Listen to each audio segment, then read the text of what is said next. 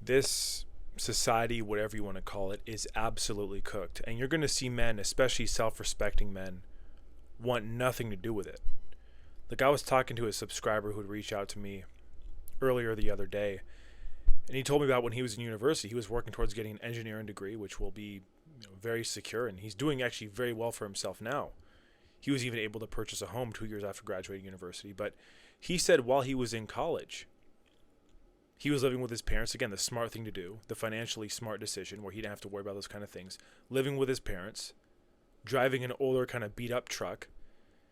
And there were many times where he'd go on dates, have dates arranged, and when the girls saw his truck, they want nothing to do with him. But they'd rather be with the guy who has no money in his bank account, but drives a leased Mercedes C300 or has the latest iPhone, or has it, because I know people like this in real life who they'll have a $200 pair of sneakers on, all this kind of stuff, but have no money in the bank and have no plan to improve themselves with that kind of stuff. So it's absolutely insane. What that tells you is people do not care about us men as individuals. They just care about the superficial stuff. They care about the imagery. They care about what they can get. Everyone right now is trying to scam. They're trying to take advantage of people. It's really hard to trust people nowadays. And I'm not just talking about women or dating. I'm talking about in general. Like, even the other day, I was out getting an oil change. And this was a place I go to all the time. I've gone to for years. It's even the place that I bought the car from was a Jeep dealership. And after the oil change was done, they had called me and said that the engine was overheating and that there's an issue with a blown head gasket and that I need to pay like something like $3,000 to fix it. And I said, okay, you know what? Give me some time. I'll think about it. Let me just take the car with me for now. And keep in mind, this was during the summer and the oil was low. So naturally the engine's going to be a little bit overheated. What I came to find out was that the coolant was completely drained. There was no antifreeze or whatever in the car. And I had filled it. Car ran perfectly fine since. There was no engine overheating. I actually called them back because I was like, hey, what is this about? You guys are professional mechanics. How do you get this wrong? Basically insinuating like you guys were straight up just trying to scam me, and they were gaslighting, dilly-dallying around the question, saying, oh, well, we weren't saying it was for sure a blown head gasket, but it's like, yet you wanted me to pay $3,000 out of pocket? It doesn't make any sense. And understand something. When people talk about this kind of decline in society and stuff like that, understand that this has happened because of a shunning of masculine values.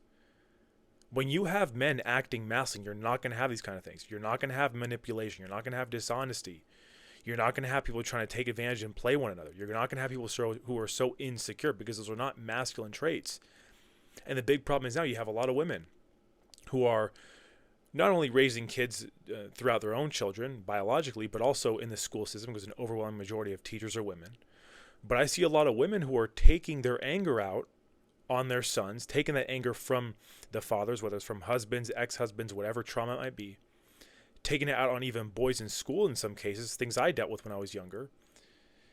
And the reality is that is the most sick, depraved thing I could think of. Using someone's biological son or biological kid as a manipulation tactic, bargaining chip, whatever you want to call it, form of spite towards the man is one of the most sick things you can think of. No matter how you feel about what happened, there are two sides to every story. No matter how you feel about that, understand something. A kid, especially a son, growing up without a father in their life, without a male role model in their life, is a travesty, no matter which way you want to put it. No matter which way you want to put it. I don't care what anyone thinks about that. It is a travesty. I had a good friend of mine growing up, actually my best friend in high school. I used to go over to his house all the time, and the whole time, his mother would just be complaining about his biological father, who he had not seen since he was about 5 years old. You know, one of the only masculine figures that he had in his life as a kid. And she's there trying to slander him the whole time. So this guy's going to grow up now thinking that his father was a bad guy, being raised by a single mother, thinking that masculinity is bad. And the worst part is a lot of the time when men are lost, because I understand that there are cases where, I've known friends of mine who unfortunately had fathers pass away when they were younger. There are obviously stepdads and people like that who are there. Although I understand it's not easy understandably, it's not easy for a single mother to find someone who's willing to take that position. But my point being is that you have people who now they're going to go look for masculine figures. The first place they look at probably what they see on the media. They're going to try to emulate that. And the reality is, a lot of the time, those are not real masculine role models. They're just not. They don't exhibit masculine behavior. And that's why you have so many men growing up lost. That's why you have so many men growing up confused. Like, this is easily the most selfish, self-centered generation probably of all time. And unfortunately, I'm here. I'm part of it. You know, I'm having to deal with this kind of stuff. You know, and it's, again, my mental health has been so much better since getting off social media. I was going to make an Instagram account for the channel, but I was like, you know what? I don't really think I'm going to use it much. I don't think I'm going to upload on there, because I noticed as soon as I got back on that social media, my mental health started going downhill. Seriously. So that kind of stuff is really a root cause of a lot of the insecurity we see nowadays. A lot of the reason why people feel so lost and insecure, and a lot of the emasculating behavior. The worst part is you have a lot of people who, again, what I say with selfishness, with success, people who succeed, they want to be very prideful and think it's all about them, not remembering that there is a whole team of people who helped you potentially get to that position.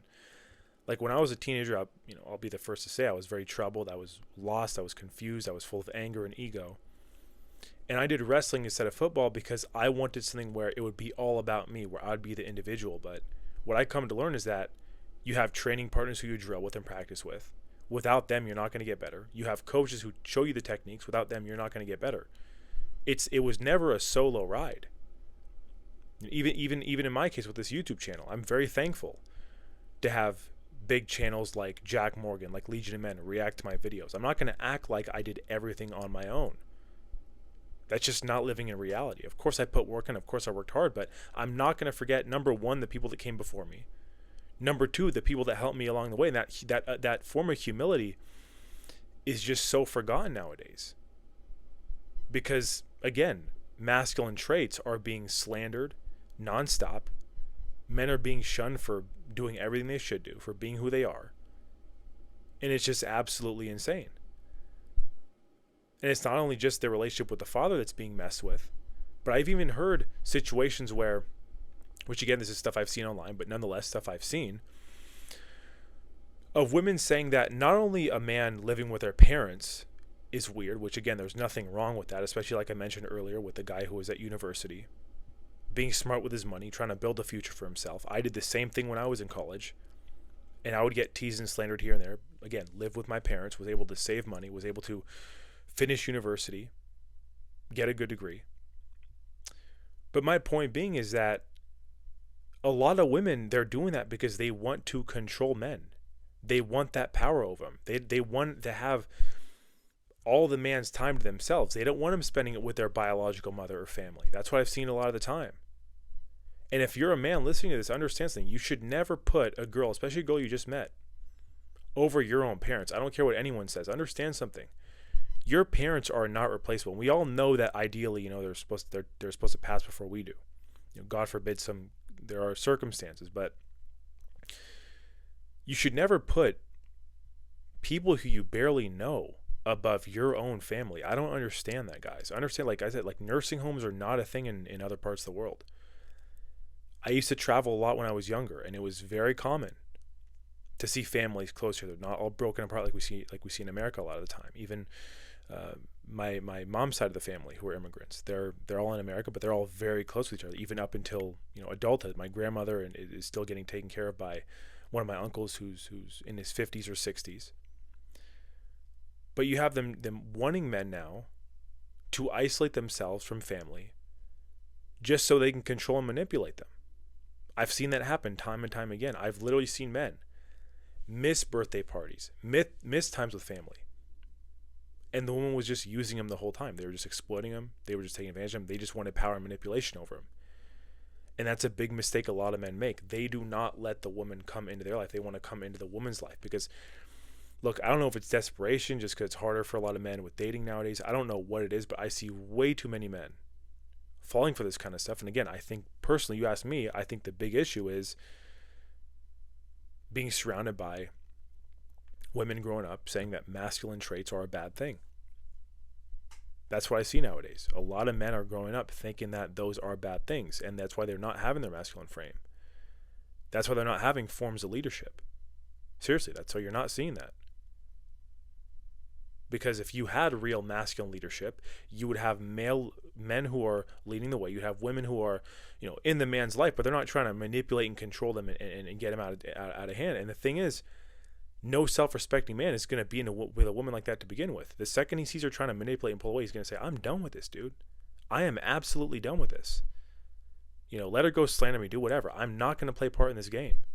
I'm not going to lose focus on my mission and purpose. I'm not going to let all those years go by.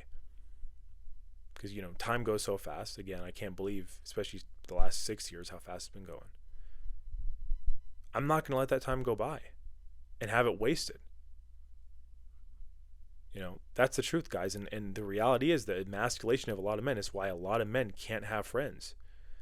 Why a lot of men cannot trust the men around them, because they're not being bros. They're not being people who have your back. Like, I've had many friends of mine throughout my life, I've touched on in previous videos. But even when I had gotten into university, I was at community college first. And I remember when I had gotten into university, I told one of my buddies who I was taking classes with about the good news that I had gotten in, that I had gotten accepted. And I thought he would have been happy for me, but he almost sounded disappointed. It was like from a place of envy. And he started making these kind of backhanded comments. And I was like, you know what, dude? We're done. We are so done. Like, anytime, if you have someone in your life you're doing something, you're trying to build your life towards something, you're fulfilling a dream, and you have someone making backhanded comments like that, you got to just learn to let them go. You got to let them go. It should not be a hard decision to make. Because those kind of people are going to hold you back. They're going to tear down your confidence. They're going to prevent your ability to be the best version of yourself. That's just a matter of fact. I mean, it's so bad to the point where I even had a friend of mine who I'd sold a watch when I was I used to, because with engineering and stuff, I used to buy watches and I'd fix them up. I would change out the parts. I usually get watches actually that weren't running, and I would fix them up and I would sell them on eBay, just kind of flip them. I'd pay pretty much next to nothing for them. And I remember I had sold a watch on eBay, and a friend of mine at the time, I told him about it, and the first thing he said was, oh, well, in a very sarcastic, kind of condescending tone. The first thing he says was, oh, well, now it's time to pay $100 in eBay fees. And I'm thinking to myself, a real friend is going to be happy for you. They're going to be happy for you to see, again, like I mentioned with getting into the university, they're going to be proud. They're going to be happy for you to get into that college. They're going to be happy for you to make the sale that much. Like, genuinely, I could say this with confidence. If one of my friends were tomorrow to win the lottery and win $12 million or $500 million, I would not get envious. I would say, dude, I'm happy for you. I'm genuinely happy for you. And I'd mean it. And that's the thing that's missing nowadays. This envy, this jealousy, this hatred, all this kind of stuff. The lack of moral character, the lack of care for one another, the selfishness, all because masculinity, all because masculine traits have been torn down. Like, I'll be real, and most of you guys will probably agree with me. There's not a lot of men who are acting masculine nowadays. There's not. These kind of traits are rampant. The jealousy, the envy, this kind of stuff that I mentioned, the hating, all that kind of stuff, the backstabbing. Look, good men, of course, still exist. I've been able to luckily surround myself with good men, but it took a lot of time. It took a lot of discernment, and I'll be real, it took a lot of learning the hard way. I had to learn the hard way. I had to get burned by people. I had to fall flat on my face in some cases and really get stabbed in the back. But at the end of the day, I didn't give up, and it's easy to want to give up. It's easy to want to, because look, I'm the same way. I'd rather be alone than be around people like that. That's not even a question. That's not even up for debate. And a lot of the times men are very productive being alone. As I said in a previous video, being alone and being lonely are not at all the same thing. I've never once said I'm lonely. I never once said I've been lonely. But understand something. If you surround yourself with these toxic, detrimental people that exhibit emasculated behavior, you're going to go nowhere.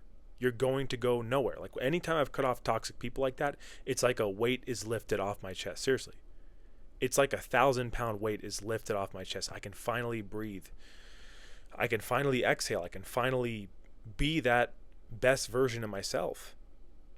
Like, even I remember when I would DoorDash on the side, I would sometimes just go and accept orders wherever, just to get out of my comfort zone, just to breathe, just to be out of the city, just to see the world, to finally get some relief from all this pressure, because I was getting so sick of it. I was getting so sick of it, and that's why so many men are done, absolutely done with this society. They want nothing to do with it. They want nothing to do with people. They want nothing to do with the toxic relationships. They want nothing to do with the pretentious people. They want nothing to do with the selfishness, with the validation and the fake behavior. They don't want to have to be some social media clown to make it in life, to get attention. Like, dude, even when I was like in my early 20s, I had people tell me, oh, well, girls only want to date guys who have social media personas. I'm like, that is one of the goofiest statements I've ever heard. But unfortunately, from what I've seen in some cases, that's the truth. There are people who value that over actual character, who value some fake persona.